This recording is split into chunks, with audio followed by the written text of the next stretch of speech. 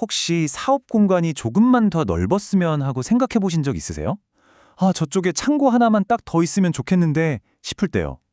그런데 그 간단해 보이는 결정 뒤에 건물 전체의 운명을 바꿀 수도 있는 아주 복잡한 소방법이 숨어 있다는 사실 혹시 알고 계셨나요? 증축과 용도 변경, 이름은 비슷한 것 같은데 이 두 가지 선택이 얼마나 다른 결과를 낳는지 지금부터 한번 제대로 파헤쳐 보겠습니다. 만약에 건물주나 시공업자시라면 이 질문이 정말 중요할 텐데요. 단 몇 제곱미터를 늘리는 그 결정 하나가 수천만 원의 추가 비용을 만들거나 안전 규정 자체를 완전히 뒤바꿔 버릴 수 있다면 이게 말이 된다고 생각하세요? 어떻게 그 작은 면적 하나가 이런 어마어마한 차이를 만드는지 한번 알아보겠습니다.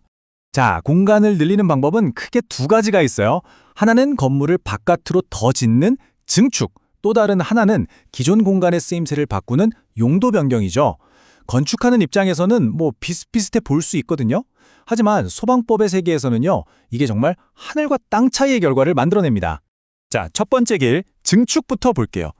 이건 뭐랄까, 포커에서 올인하는 거랑 비슷해요. 건물을 아주 조금이라도 늘리기로 결정하는 그 순간, 단순히 그 추가된 부분만 책임지는 게 아니라 건물 전체를 판돈으로 거는 것과 같은 상황이 되는 겁니다. 이게 소방시설법 제11조에 딱 나와 있는 내용인데요. 무슨 뜻이냐면요. 그러니까 건물을 아주 조금이라도 늘리면 그 순간에 가장 최신, 가장 빡센 소방 기준을 기존 건물까지 싹 다 적용해야 한다는 말입니다. 예전엔 괜찮았어도 지금 기준에 안 맞으면 전부 뜯어 고쳐야 할 수도 있다는 거죠. 네, 바로 이겁니다. 이게 핵심이에요.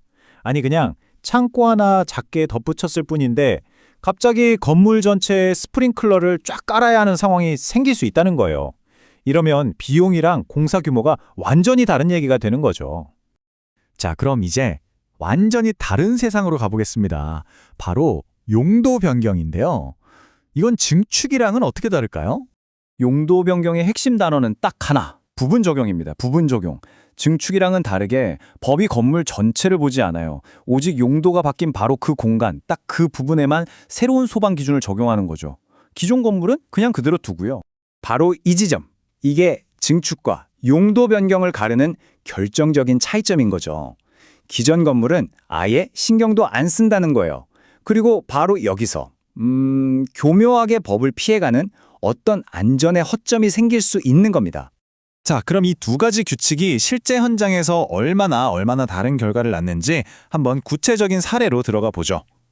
아마 깜짝 놀라실 겁니다. 여기 290제곱미터짜리 노유자 시설, 예를 들면 요양원이 있다고 쳐보죠.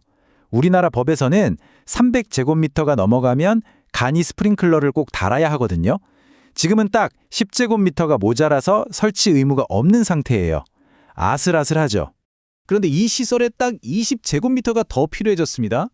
네, 바로 이 20제곱미터가 소방 안전의 모든 걸 바꿔놓는 그야말로 마법의 숫자가 됩니다. 자, 여기서 이제 어떻게 하느냐가 모든 걸 결정합니다. 만약에 이 20제곱미터를 증축했다? 그럼 전체 면적이 310제곱미터가 되죠. 그럼 전체 적용 원칙에 따라서 310제곱미터 전체에 스프링클러를 다 달아야 해요.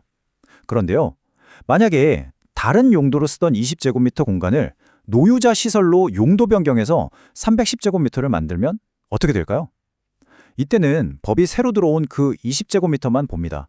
20제곱미터는 너무 작아서 스프링클러 설치 의무가 없거든요. 결과적으로 스프링클러 하나도 설치 안 해도 합법이 되는 정말 이상한 상황이 벌어지는 거죠.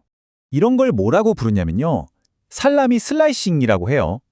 마치 살라미를 얇게 썰어내듯이 작은 용도 변경을 야금야금 계속하는 거예요. 결국 전체 면적은 엄청 커졌는데 정작 가장 중요한 소방설비 의무는 쏙쏙 피해가게 되는 거죠. 그리고 바로 이 문구가 그 법적인 근거가 되는 겁니다. 소방시설법 시행령에 이렇게 쓰여 있죠. 용도 변경되는 부분에 대해서만 적용하므로 기존 부분은 고려 대상이 아님. 딱 정해져 있죠. 용도 변경은 그 부분만, 증축은 전체. 이 차이가 이렇게 큰 결과를 낳는 겁니다. 그럼 증축은 무조건 손해고 피해야 하는 걸까요? 꼭 그렇지만은 않습니다. 이 까다로운 전체 적용 원칙에도 빠져나갈 구멍, 아니 현명하게 대처할 수 있는 방법이 있습니다. 법도 무작정 부담만 주려는 건 아니에요. 만약에 새로 늘리는 부분을 기존 건물하고 완벽하게 화재로부터 안전하게 분리만 할 수 있다면 너네는 그냥 별개로 봐줄게 하는 겁니다. 즉 건물 전체에 세법을 적용하지 않아도 된다는 거죠. 그럼 어떻게 분리하느냐? 방법은 간단하고 명확합니다. 첫째, 불에 잘 견디는 내화 구조의 바닥과 벽으로 증축 공간을 하나의 박스처럼 완벽하게 감싸고요. 둘째, 그 기존 건물하고 연결되는 문은 반드시 60분 이상 버티는 방화문이나 자동 방화 셔터를 설치해야 합니다. 이렇게만 하면 법적으로는 그냥 다른 건물 두 개가 붙어 있는 셈이 되는 거예요. 자, 그럼 오늘 얘기한 것들, 여러분의 건물과 사업에 이게 대체 무슨 의미인지 핵심만 딱딱 집어서 정리해 보겠습니다. 오늘 설명 딱 4가지로 요약할 수 있습니다. 첫째, 증축은 뭐다? 전체 적용이다. 둘째, 용도 변경은 부분 적용이다. 셋째, 바로 이 차이 때문에 살라미 슬라이싱이라는 위험한 꼼수가 생길 수 있다는 거. 그리고 마지막 넷째, 증축을 할 때도 방화 구획을 잘 하면 부담을 확 줄일 수 있는 예외 규정. 이 4가지는 꼭 기억해 주세요.